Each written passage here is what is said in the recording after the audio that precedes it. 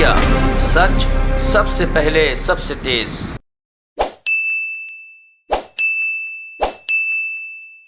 Corporation of India क्या काम करती है ये कंपनी?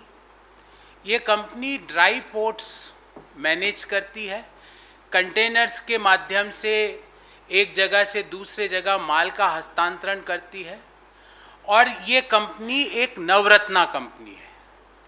इस कंपनी का डिसइन्वेस्टमेंट करने का निर्णय भारत सरकार ने लिया। पहले मैं आगे बढ़ूं उससे पहले इस कंपनी के 2-3 स्टैटिस्टिक्स आपके सामने रखना चाहता हूं। 1989 में इस कंपनी का बिजनेस स्टार्ट होता है। इस कंपनी के पास 60 इनलैंड कंटेनर डिपोज हैं। इनलैंड कंटेनर डिपोज मतलब जहाँ पे जैसे एक तुगलकाबाद में है, जहाँ पे आपके पास में एक जगह है, एक ज़मीन है जो किससे मिली है उसके बारे में विस्तार से चर्चा करेंगे। ये आज की तारीख में इसके पास 60 इनलैंड कंटेनर डिपो है। इस वर्ष मौजूदा फाइनेंशियल ईयर 2021 में इस कंपनी का नेट प्रॉफिट रहा 503 करोड़ रुपया। नेट प्रॉफिट, लॉस में नहीं है। और इससे पहले के भी कंटिन्यूअसली प्रॉफिट मेकिंग कंपनी है। हर साल दर साल ये कंपनी प्रॉफिट दिखा रही है। हर साल दर साल ये कंपनी डिविडेंड्स डिक्लेयर कर रही है। ये कंपनी लॉस मेकिंग नहीं है। मौजूदा वित्तीय वर्ष 2020-21 में इस कंपनी ने 304 करोड़ का डिविडेंड डिक्लेयर किया और इस कंपनी का 54.8% हिस्सा भारत सरकार के पास है। 54.8% of shareholding is with Government of India and 45.2 is with other entities including private people, including financial institutions. ये इसकी शेयर होल्डिंग पैटर्न है। इस कंपनी की मौजूदा मार्केट कैप है लगभग 40,000 करोड़। ये इसकी वैल्यूएशन है शेयर मार्केट में 2020-21 में जो डाटा आया उसके हिसाब से।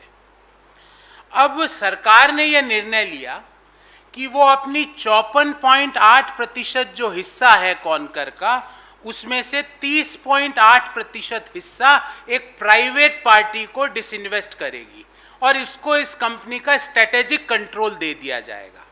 ये सरकार ने निर्णय लिया। अब निर्णय लेने के बाद सुनिए, ये कंपनी कहाँ ऑपरेट करती है? हजारों एकड़ की जमीन इस कंपनी के पास कहाँ पर है? रेलवे साइड के आसपास। देश के 60 इनलैंड कंटेनर डिपो में से 24 इनलैंड कंटेनर डिपो किसके हैं? भारतीय रेल की जमीन पर। और भारतीय रेल 2020 से लीज लेती है 6% of market value of land per year lease लेती है इनसे। अब क्या प्रपोजल आ रहा है?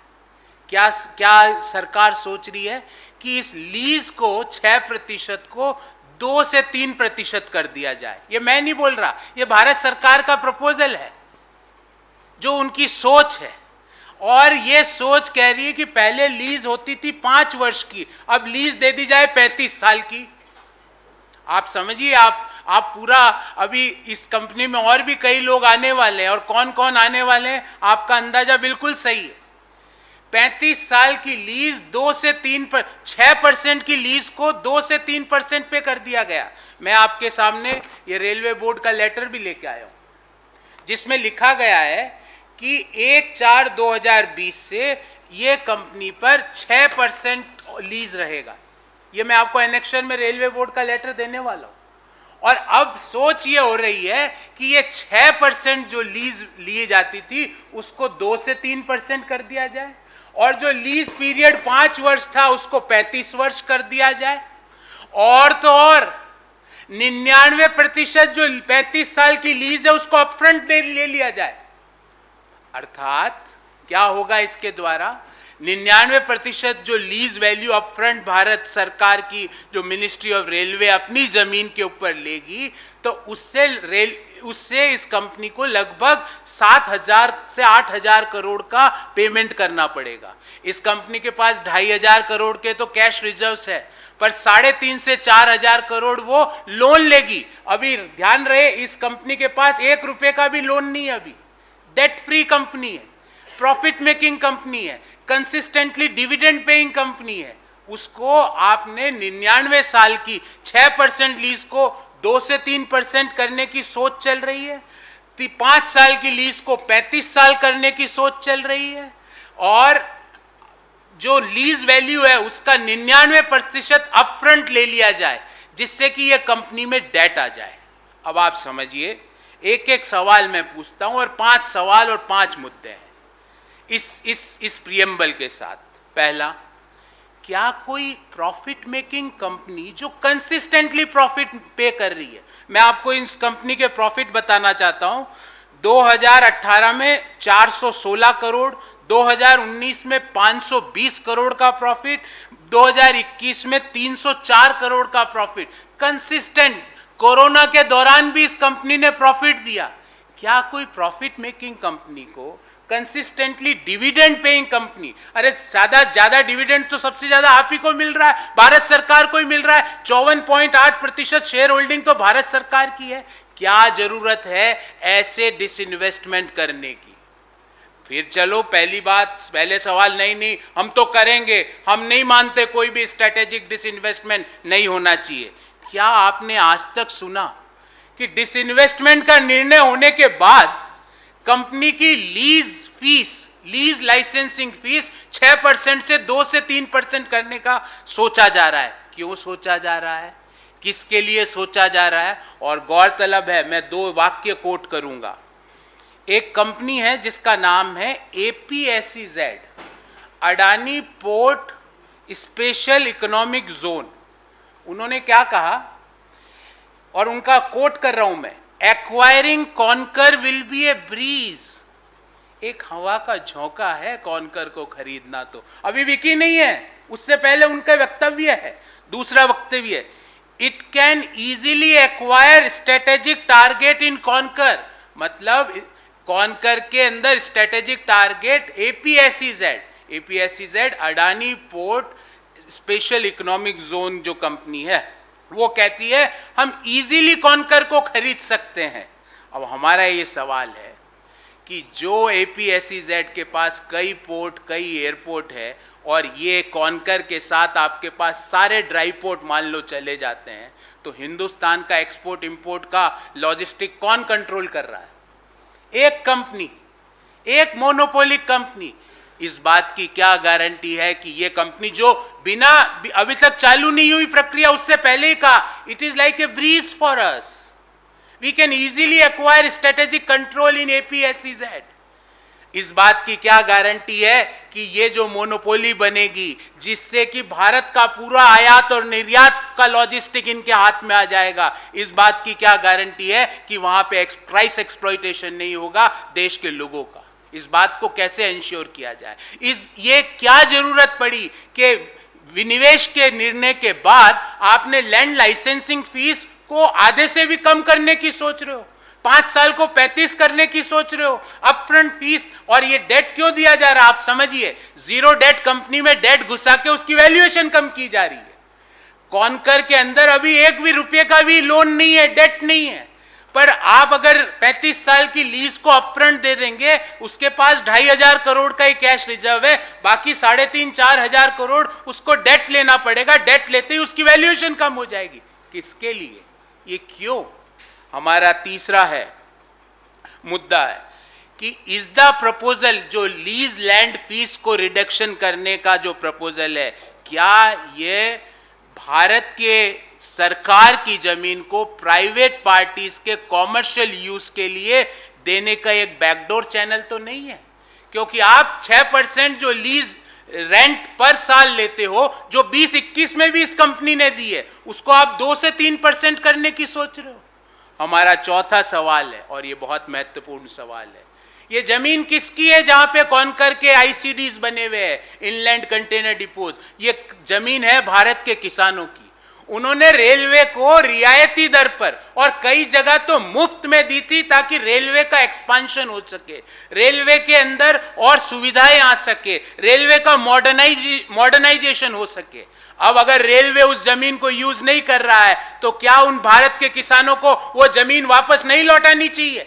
ध्यान रहे, बहुत प्राइम लोकेशंस पर यह जमीन है और छोटी जमीन नहीं है, यह हजारों करोड़ रुपए की जमीन है, 100 एकड़ की जमीन है और प्राइम लोकेशन जिसको कि डेवलप किया है पिछले 40 साल में, 25 साल में इस कंपनी ने, उसको आप एक प्राइवेट पार्टी को क्यों देना चाहते हो, वो भी घटी हुई लीज रेंटल्स के द्वारा।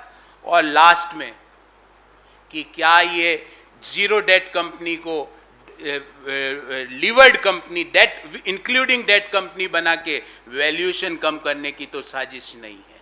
साथियों, before I entertain the questions in from you, I would like to brief you in English. Concur, that is the Container Corporation of India Limited, is a railway PSU, a Navratna company. It had commenced the business from the year 1989.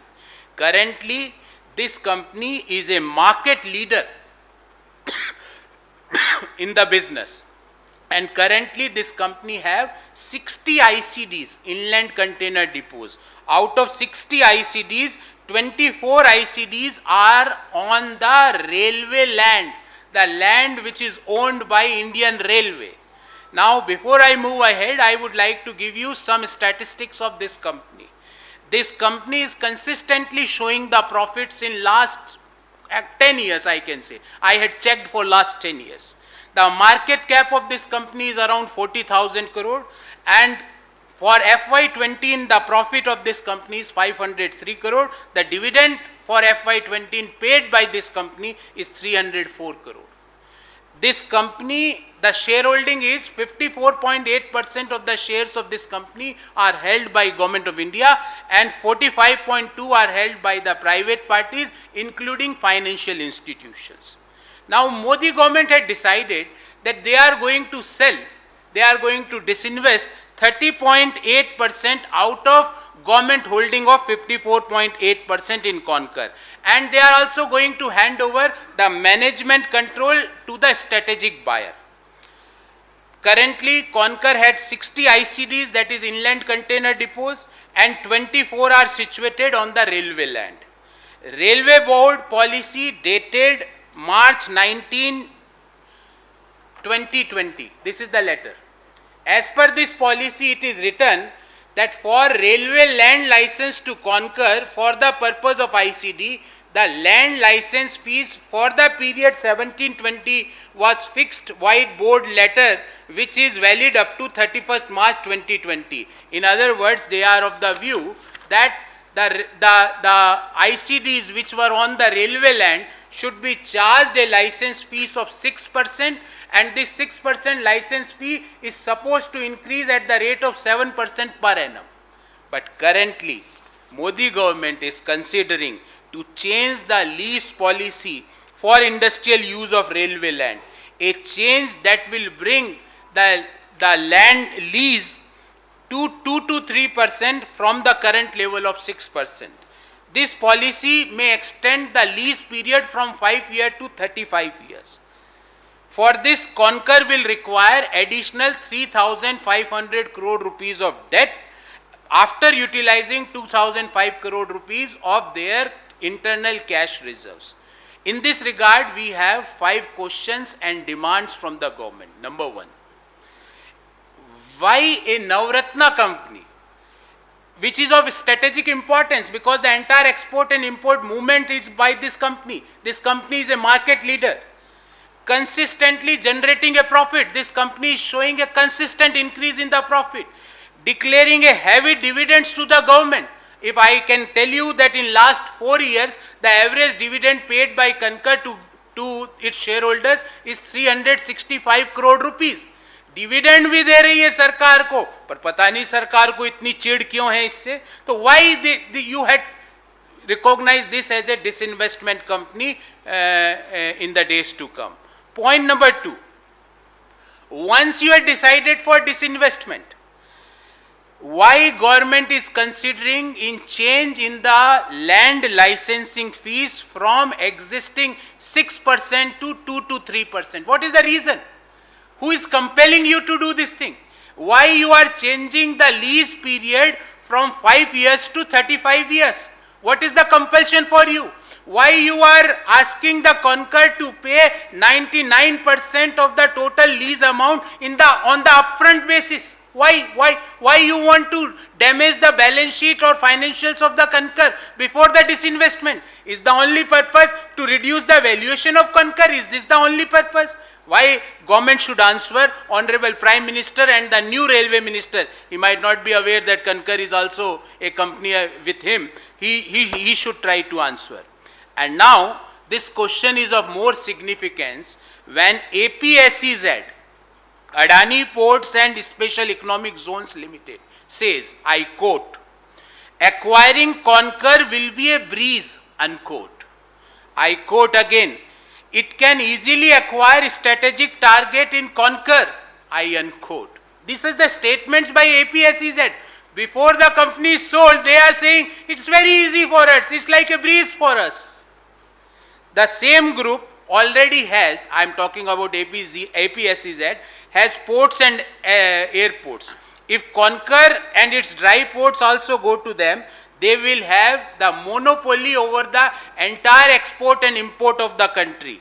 What ensures us to believe that they will not exploit this monopoly for the commercial gains? What ensures us to believe that? My question number 3. Is the proposal to reduce the license fees is an indirect way to hand over the developed government land to a private party for commercial use? Is this the only objective? The government should answer this. My question number 4. How can a railway land acquired from farmers of our country at a concessional rate, and in many cases farmers donated their land for the railway expansion, maintenance and development free of cost? How you can give that land which was given by the farmers of the country at a concessional rate or at free of cost to a private party for commercial use? What is the motivation? If the railway is not able to use that land, we demand that the same land should be returned to the farmers of the country. And there is a provision under the Land Acquisition Act 2013 regarding that if the land is not used for the specified purpose, the land should be returned back to the original owners of the of that particular land. And last point, number 5. Concur is a zero-debt company with a consistent profits, incomes, dividends. For paying 99% upfront fees, the Concur has to raise a debt of around 3,500 crore to 4,000 crore. These debts are going to hurt the valuation of the Concur adversely. Why you want to hurt or why you want to adversely impact the valuation of the Concur? These are my 5 questions on this issue. I am open for questions if you have any.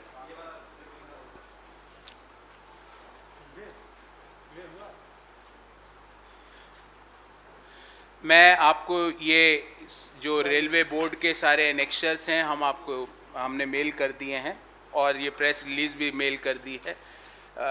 आपका इस बाबत कोई सवाल हो तो मैं आपके सवालों को उत्तर देने का प्रयास करूंगा.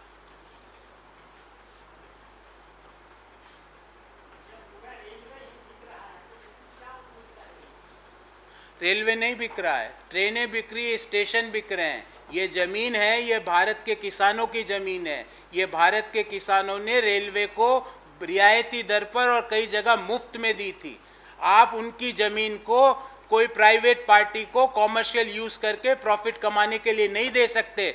ये ज़मीन भारत के किसानों ने भारतीय रेलवे को मॉडर्नाइजेशन के लिए, एक्सपांशन के लिए दी थी. अगर आप मॉडर्नाइजेशन और एक्सपांशन नहीं करते हो तो उनकी ज़मीन उन्हें वापस लौटाइए. ये 35 साल की एडवांस लीज करके फिर कॉन्कर को किसी के हवाले करने की जो साजिश है उसका पर्दाफाश किया. और कॉन्कर कौन खरीदेगा इसमें मुझे और हिंदुस्तान के कोई व्यक्ति को कोई संदेह नहीं है. सबको पता है, क्योंकि ये तो बिना खरीदे ही वहां के स्टेटमेंट आ रहे हैं उनके सीईओ साहब के कि it is like a bridge.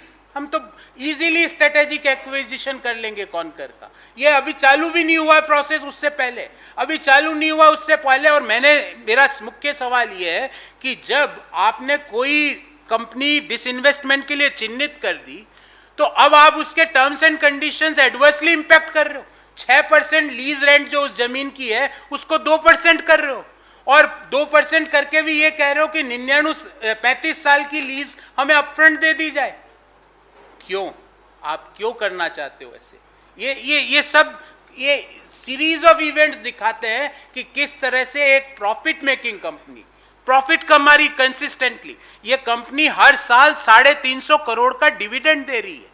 ये कंपनी स्ट्रेटेजिकली इंपॉर्टेंट है। ये कंपनी भारत के एक्सपोर्ट और इंपोर्ट के लॉजिस्टिक्स के लिए मार्केट लीडर है। अभी आप इस कंपनी को क्यों दूसरे लोगों को हवाले करना चाहते हो? ये बड़ा सवाल हमने पूछा है इन 5 सवाल के माध्यम से।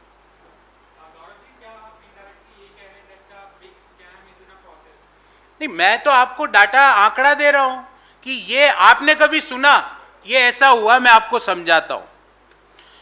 मकान बेचने का आपने घोषणा कर दी, ठीक है। अब मकान बेचने से पहले जब आपने मकान को उस व्यवस्था में बेचने की घोषणा कर दी, उसके बाद में आप मकान को मॉडर्नाइज और रिनोवेट कर रहे हो। क्यों कर रहे हो? क्योंकि आपने तो घोषणा कर दी। आप क्यों कर रहे हो उसको? क्यों उसकी टर्म्स एंड कंडीशंस को चेंज कर रहे हो? ताकि कोई नया आदमी जो खरीदे उसको फायदा मिले। क्यों वो मकान में आप 6% मान लो 6% प्रति वर्ष उस मकान का भाड़ा देते थे। अब नया आदमी आए उससे पहले आपने कहा भाड़ा आप 2% ही जाओ। ये क्यों? आपने कभी सुना कि डिसइन्वेस्टमेंट का टारगेट घोषित होने के बाद आप टर्म्स एंड कंडीशंस को चेंज कर रहे हो? दैट इटसेल्फ शोज कि आपके मन में क्या है, आप किनको फायदा पहुंचाना चाहते हो। मैं आपको यह कह रहा हूं कि एक कंपनी जिसका नाम APSEZ है, वो कहती है कि मैं कोट करता हूं, acquiring Concur will be a breeze. वो कोट करती है कि it can easily acquire strategic target that is conquer.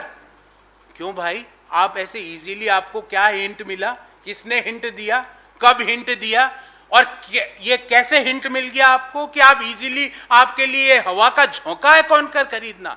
वो कंपनी जो पिछले 35 साल से 40 साल से देश के एक्सपोर्ट इंपोर्ट की लॉजिस्टिक्स को हैंडल कर रहा है, उसको आप कह रहे हो तो हम यूं ही चलते फिरते खरीद लेंगे, डोंट वरी।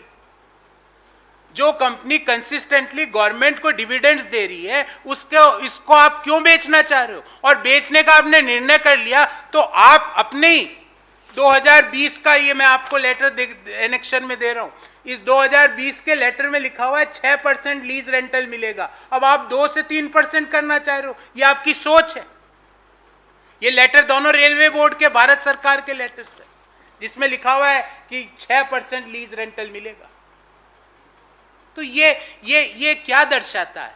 ये दर्शाता है कि जो राहुल गांधी जी ने बार बार कहा कि बड़ी मोनोपोलीज या डियोपोलीज या ओलिगोपोलीज को आप जन्म देना चाहते हो। भारत के सारे संसाधनों को, भारत के सारे रिसोर्सेज को आप एक या दो या कुछ लोगों के हवाले करना चाहते हो। और जब ये कुछ लोगों के हवाले हो गया, मैं बोलता हूं, जब आपके पास पोर्ट आपके पास आ गए, एयरपोर्ट आपके पास आ गए, ड्राई पोर्ट आपके पास आ गए, अब आप बताओ कि अगर मैं एक्सपोर्ट इंपोर्ट की लॉजिस्टिक रोक दूं तो माल जो सामान है कंज्यूमर के लिए, उसके भाव बढ़ेंगे कि घटेंगे? बढ़ जाएंगे। तो मैं प्राइसेस को डिसाइड करने की पावर मेरे पास आ गई। आज जैसे भारत में पाम ऑयल या जो खाने का तेल मलेशिया से, इंडोनेशिया से इंपोर्ट होता है, अब मैं उसको रोक दूं 10 दिन के लिए, प्राइस शूट अप कर जाएंगे।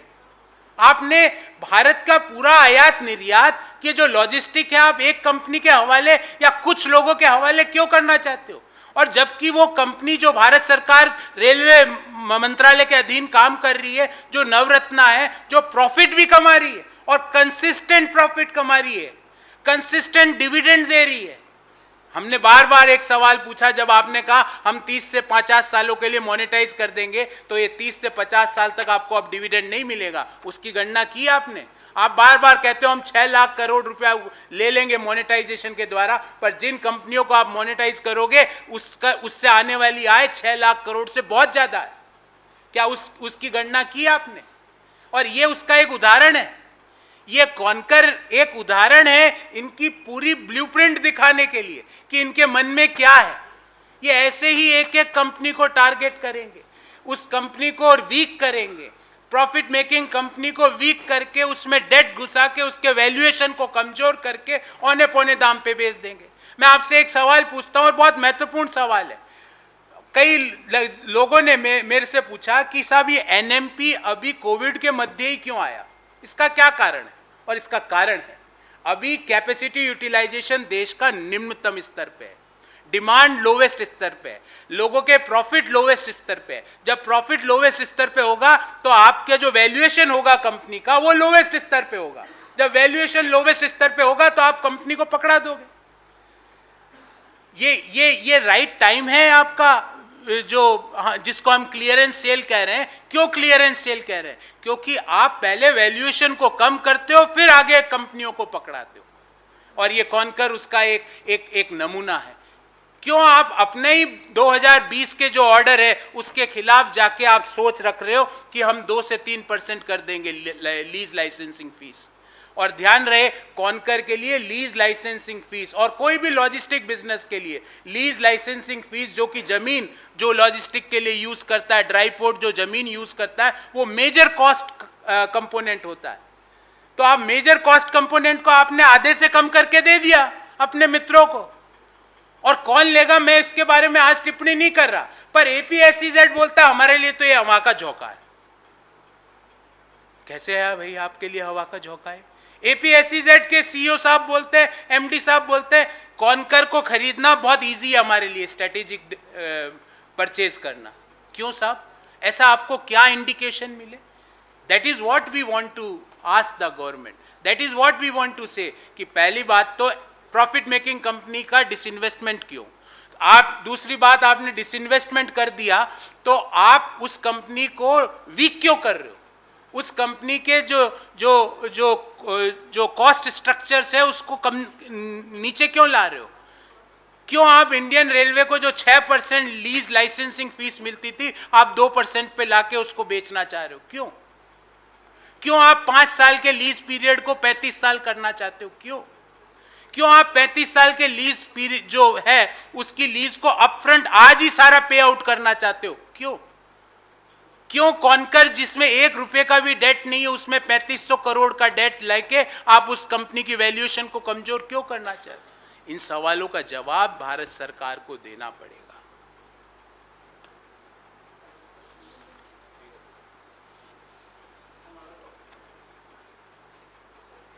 Anything on this? We can take other questions.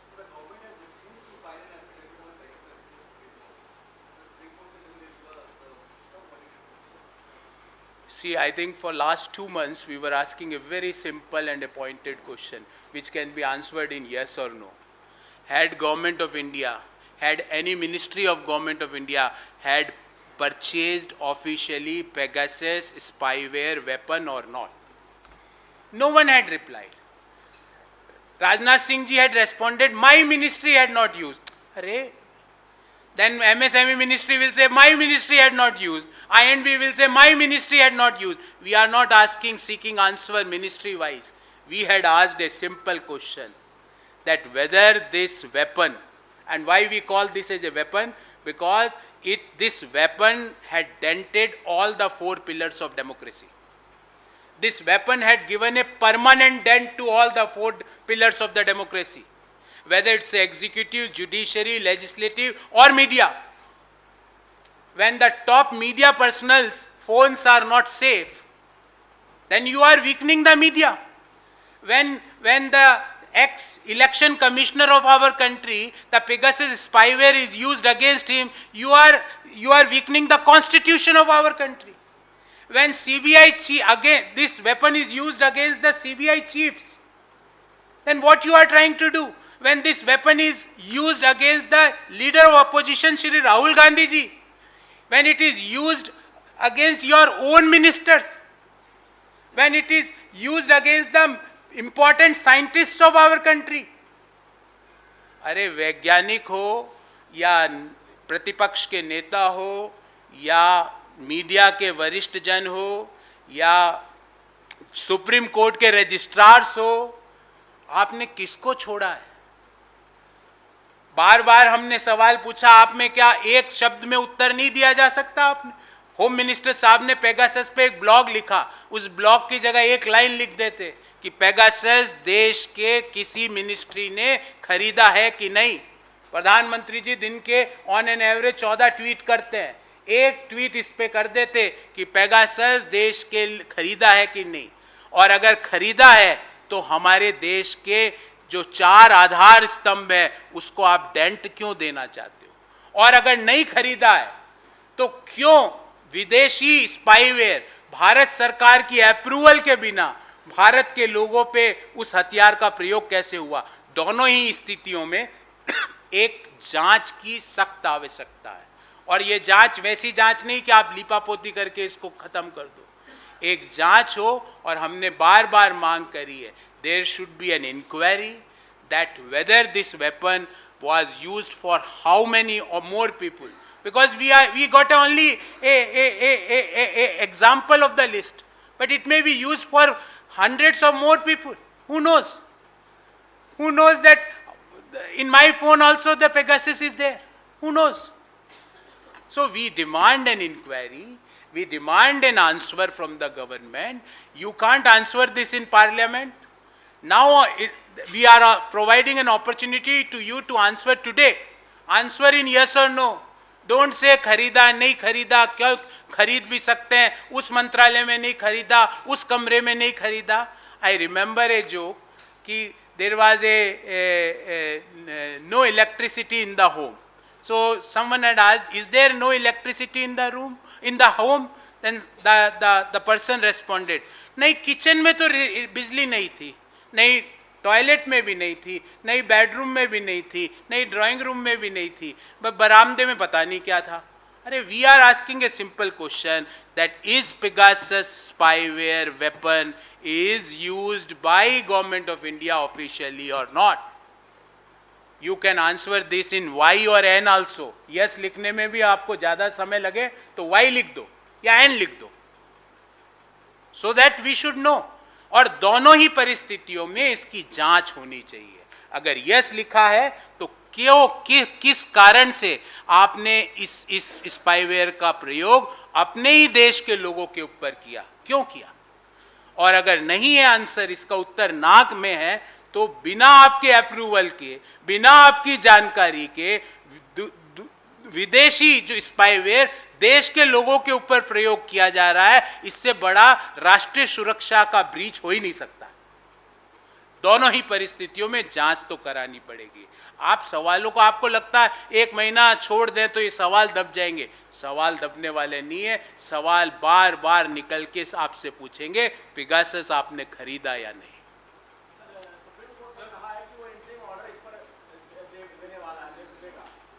देखिए, सुप्रीम कोर्ट का बारे में मैं कोई टिप्पणी नहीं करना चाहता. सुप्रीम कोर्ट इसके बारे में जो भी उचित समझेगा वो करेगा. हम अलग से प्रतिक्रिया देंगे इसके बारे में. सर, आदित्यनाथ ने कहा है कि कांग्रेस आतंक की जननी है, देश को कई शब्द दिए कांग्रेस ने. देखिए, जो मैं अगले 2-3 वाक्य बोल रहा हूँ, इसकी मुझे स्वयं को पीड़ा है, क्योंकि देश के सबसे बड़े राज्य के मुख्यमंत्री के बारे में मुझे आज ये वाक्य बोलने पड़ रहे हैं. I don't like to make this statement because I have to make this statements for the chief minister of the biggest state of our country. Yogi Adityanath ji सस्ती, घटिया और ओछी मानसिकता के व्यक्ति हैं. There is nothing more, nothing less. I am asking, मैं उनसे पूछना चाहता हूँ, योगी आदित्यनाथ से, कि आपका जो पितृ संगठन है वो अंग्रेजों की गोद में बैठा हुआ था. उस समय आपको पता नहीं था कि आतंकवाद क्या होता है. अरे हमसे आतंकवाद के बारे में पूछते हो. हमने महात्मा गांधी को आतंकवाद के का बलि चढ़ाया, हमने इंदिरा गांधी को खोया आतंकवाद में, राजीव गांधी जी को खोया, सरदार बेन सिंह जी को खोया, विद्याचरण शुक्ला जी को खोया, मोहन कर्मा को, महेंद्र कर्मा को खोया, नंद कुमार पटेल को खोया, हजारों कार्यकर्ताओं को खोया. आपने एक बूंद आपने अपना लहू दिया आतंकवाद को. अरे आप लोग तो अंग्रेजों के गोद में जाके बैठ गए थे. हमसे आतंकवाद की जननी के बारे में शर्म नहीं आई? आदित्यनाथ जी को ये बोलते हुए? मुझे लगता है कि उनको ये पूछना चाहिए कि मौलाना मसूद अजहर को कंधार में किसने छोड़ा था। मैं उनसे पूछता हूं कि आसिया अंद्राबी को पोस्टर गर्ल किसने बनाया था जम्मू कश्मीर का। मैं उनसे पूछता हूं कि मसरत आलम को किसने पनपाया था। मैं उनसे पूछ रहा हूं, और 4 तारीख को प्रेस वार्ता थी, जिस दिन भी पूछा था कि तालिबान के साथ आपका क्या समझौता है, देश को बताएं। देश के प्रधानमंत्री जी, देश के विदेश मंत्री जी आके बताएं कि तालिबान के साथ आपका क्या समझौता है। आप ब्रिक्स नेशन की समिट में राष्ट्रपति पुतिन ने तालिबान की बात उठाई, पर प्रधानमंत्री जी मौन बैठे थे, और आतंकवाद की बात करते हो। कांग्रेस पार्टी ने अपने लीडर्स दर लीडर्स आतंकवादियों के हमलों के कारण हमने हमारे लीडर्स को खोया। और हमसे आतंकवाद की जननी के बारे में, आतंकवाद की जननी जहां से शुरू होती है, जब अंग्रेजों की गोद में आप बैठे थे, जब महात्मा गांधी को जिस व्यक्ति ने गोली मारी थी, वो देश का पहला आतंकवादी था। वो देश का पहला आतंकवादी था जिसने नाथूराम गोडसे ने महात्मा गांधी को गोली मारी। तो the first terrorist of India is Nathuram Godse. हमसे आतंकवादी के बारे में पूछते हो? मुझे ये लगता है कि इससे बेहतर ये होता है कि आप ये पता लगाते कि कलकत्ता कहाँ है और लखनऊ कहाँ है। इससे बेहतर ये होता कि आप ये पता लगाते कि अमेरिका कहाँ है और हिंदुस्तान कहाँ है। और आप आज अपनी पुराने ढर्रे पे आ गए हो। तो इसलिए I don't want to make these harsh comments against the sitting chief minister of the largest populated state of the country, but his statements had forced me to speak that योगी आदित्यनाथ जी से घटिया, सस्ता और ओछा व्यक्ति भारतीय राजनीति में आज के समय नहीं है।